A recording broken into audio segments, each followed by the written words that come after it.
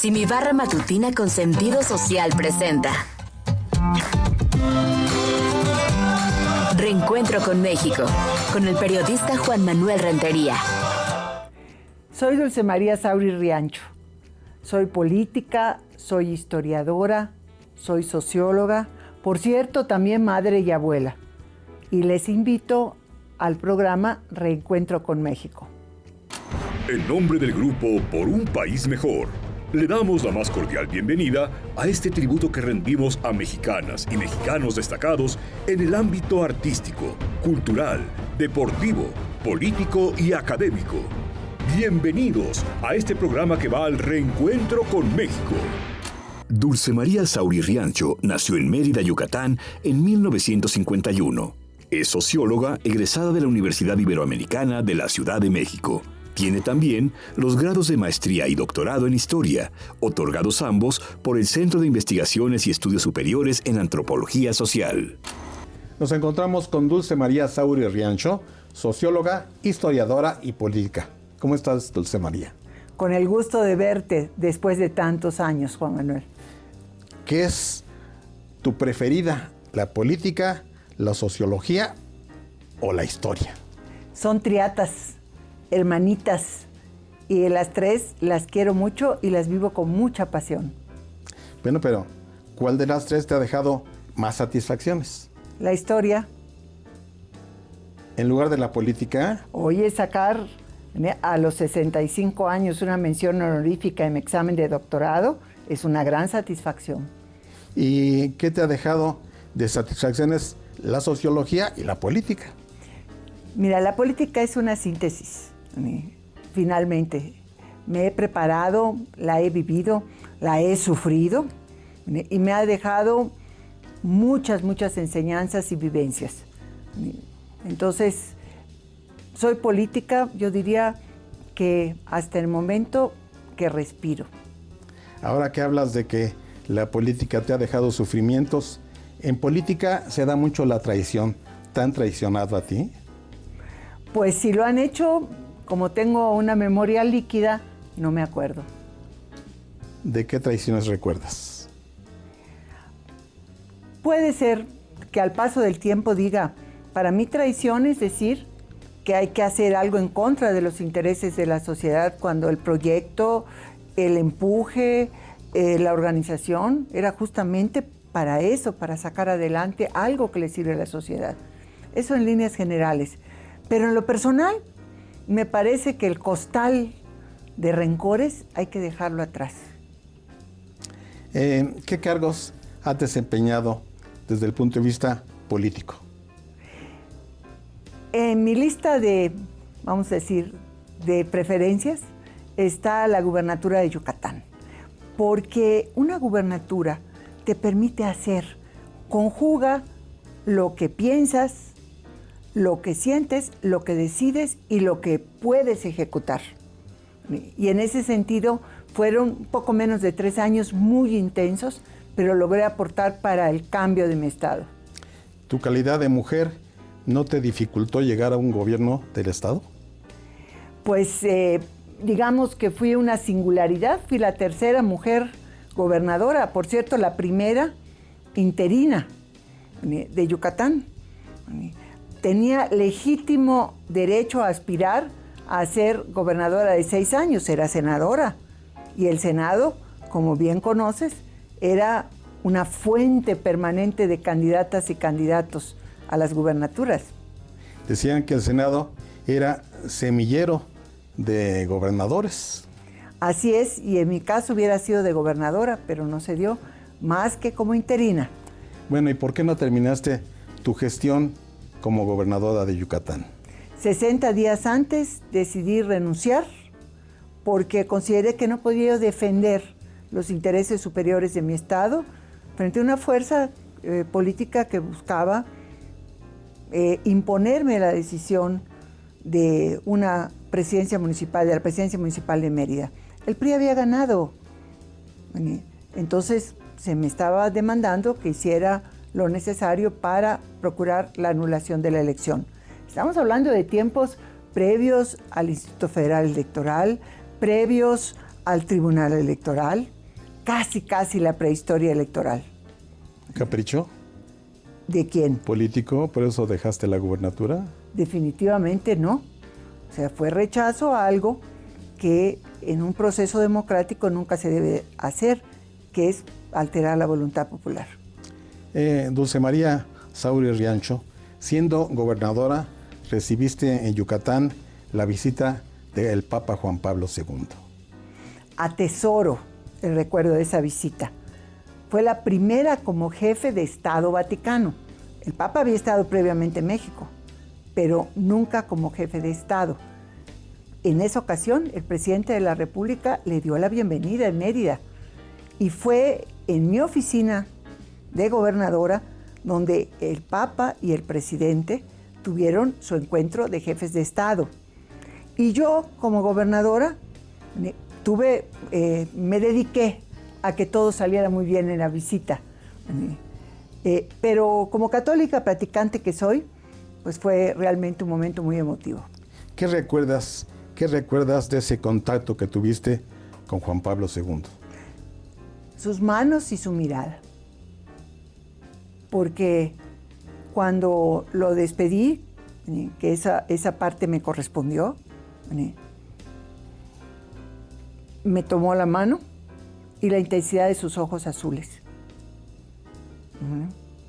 Era la mirada de un santo.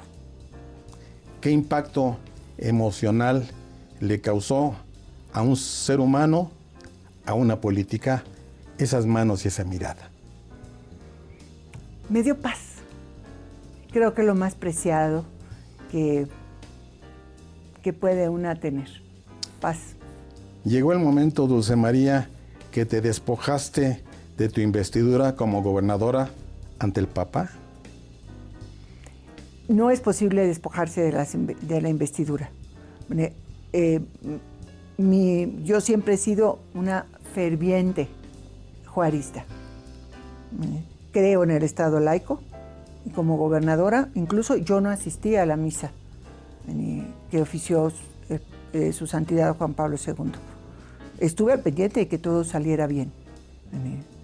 Y pienso que mientras sigamos funcionarias y funcionarios mexicanos respetando el Estado laico, todas y todos tenemos garantía de ejercer libremente nuestra fe, nuestra religión. Dulce María Sauri es miembro del Partido Revolucionario Institucional, del que fue presidenta de 1999 al 2000 y fue gobernadora interina del estado de Yucatán entre 1991 y 1993, cuando el gobernador Víctor Manzanillo Schaffer solicitó licencia para dejar su cargo. Dulce María, gran defensora de los derechos de la mujer. Digamos que son de las mujeres, porque hay una pluralidad de mujeres en México y hay que reconocer cuáles son los obstáculos que tienen para ejercer plenamente los derechos que le corresponden como personas, como seres humanos. Entonces, he dedicado buena parte de mi vida política y profesional a impulsar, remover esos obstáculos. ¿Cuáles son?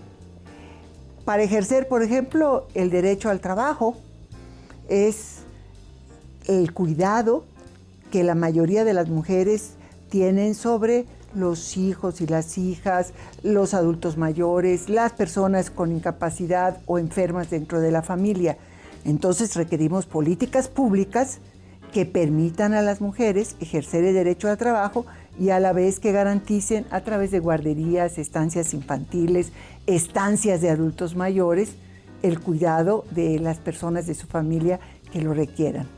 ¿Te consideras feminista de hueso colorado? Soy feminista, porque el feminismo es un compromiso profundo con la defensa de los derechos humanos de las mujeres. ¿Y qué opinas del machismo? Es un atavismo cultural que niega ese pleno ejercicio para la otra parte, que simplemente nació mujer. ¿Por qué tanta violencia contra las mujeres en México? Por la persistencia de esa lógica patriarcal de que las mujeres son propiedad masculina. Y cuando se tiene una propiedad, la puedes apreciar o la puedes despreciar, la puedes lastimar, la puedes hacer a un lado. y eso sucede. Por eso la prevención de la violencia contra las mujeres y las niñas pasa por un verdadero cambio cultural. ¿Qué hacer ante el grave incremento de feminicidios? Son acciones en dos planos. El plano de la prevención de la violencia en general contra las mujeres y las niñas, que nos llevaría también a hablar de la violencia en el seno de los hogares, de la violencia doméstica, y la necesidad de atender y sancionar esos fenómenos. Pero también la urgente necesidad de contar con ministerios públicos, con policía de investigación, que integre adecuadamente las carpetas de investigación para que vayan a los jueces y que se pueda perseguir y sancionar a las personas responsables de los feminicidios. ¿Por qué subsiste en algunas parejas o en muchas la frase "te pego porque te quiero"?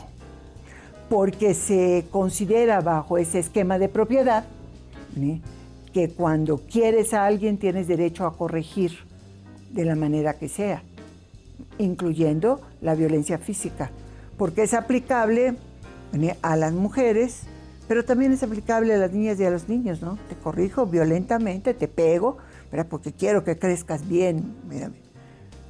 Y la violencia nunca soluciona las cosas, solo causa encono.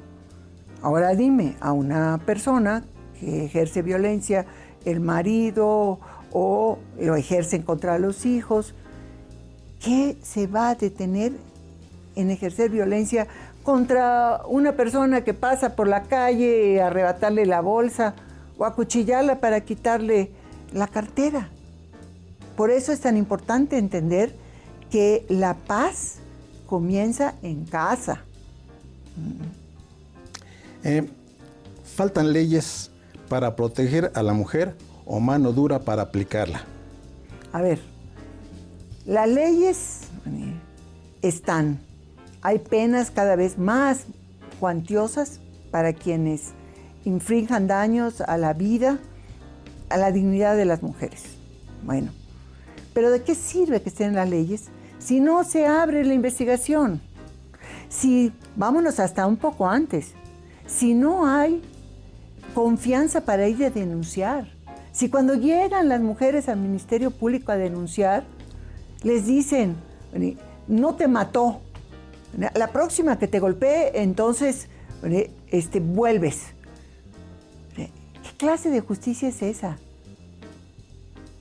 Entonces, tenemos que empezar desde allá, desde la cultura de la denuncia, sí, pero con un compromiso institucional muy firme para que la denuncia encuentre respuesta y acompañamiento a las víctimas.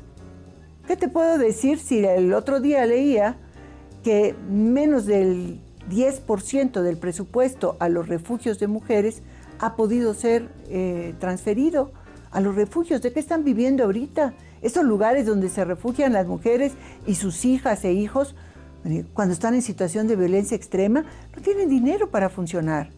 Esa es violencia institucional contra las mujeres.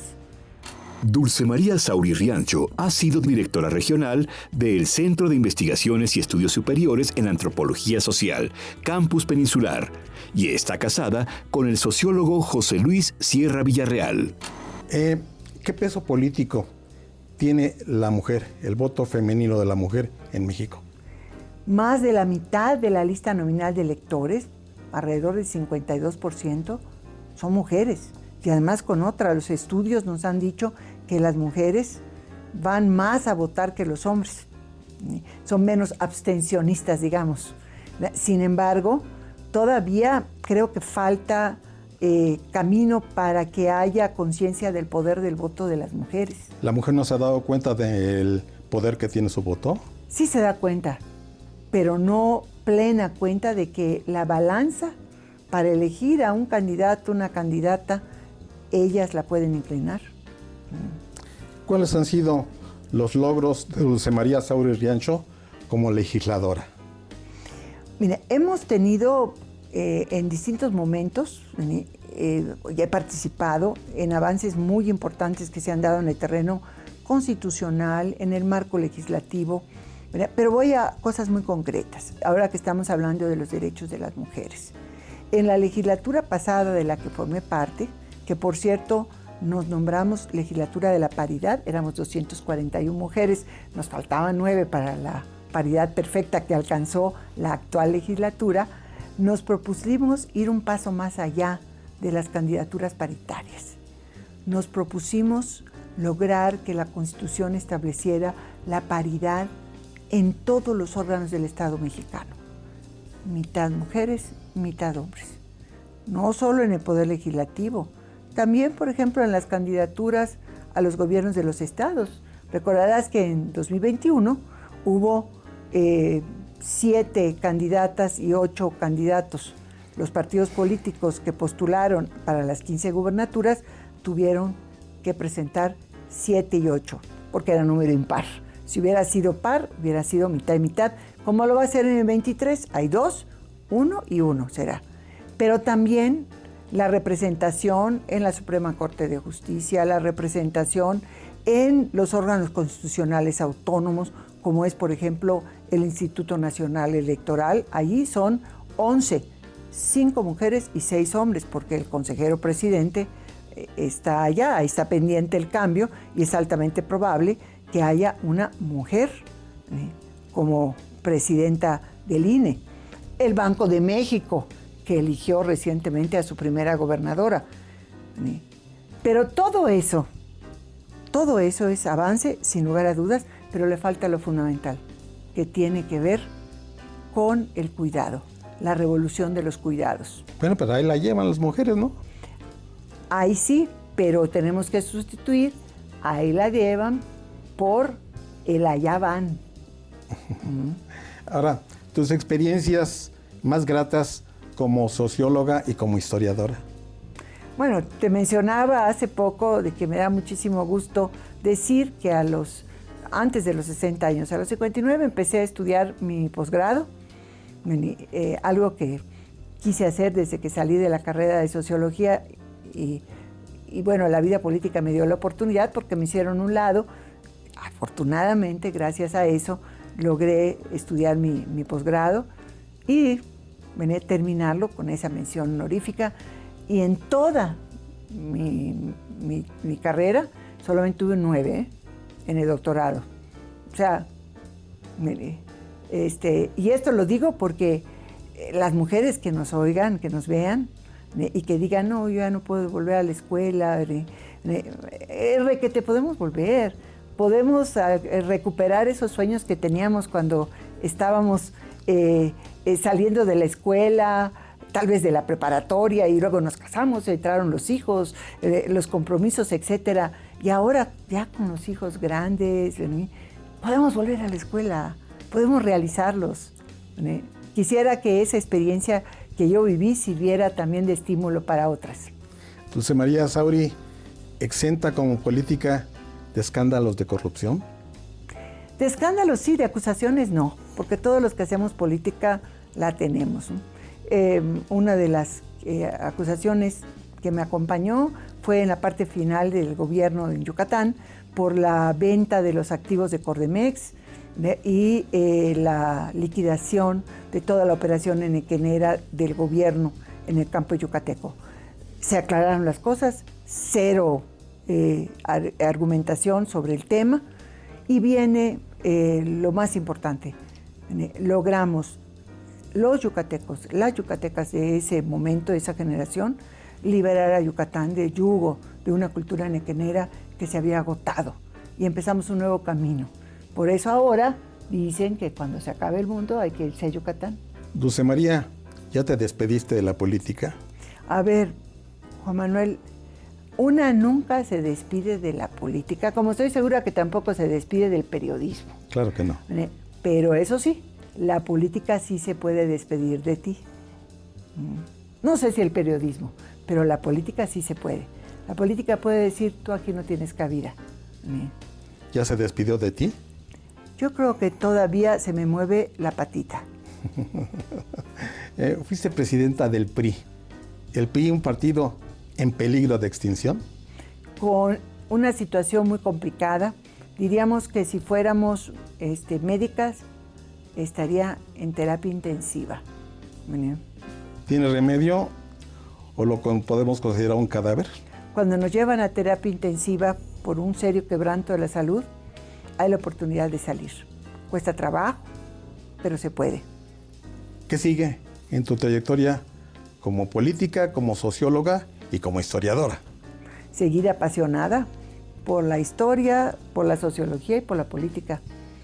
Finalmente, la pasión es el motor. Y mientras, como decía como siempre se dice, mientras hay vida, y me refiero a la vida política, pues hay esperanza. ¿Y como ser humano?